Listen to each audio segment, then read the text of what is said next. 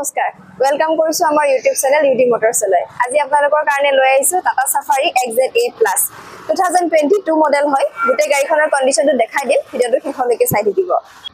2022 চনৰ গাড়ী হয় ভাল কন্ডিশনত পাব আহক এবাৰ ইন্টেৰিয়ৰটো দেখাই দিও এটা ৰিয়েল পেইন্টত পাব গোটে গাড়ীখন seal body seal engine power window পাই আছে start button power steering and adjustable steering touch screen automatic climate control এখানে বটল হোল্ডাৰ আৰ ক্যাপ্টেন সিটস अवेलेबल সিটস খিনি চাই লব পাৰে গুটেখিনি আহক এবাৰ ব্যাক সাইডও দেখাই দিও ব্যাক সাইডও ক্যাপ্টেন সিটস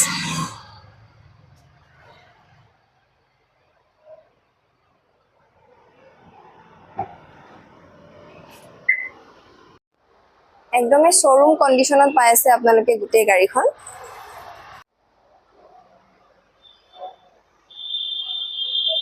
सबके इंटरेस्टिंग আপোনালোকে ইয়াতে সানৰুফ পাই আছে এটা পেনাৰোমিক সানৰুফ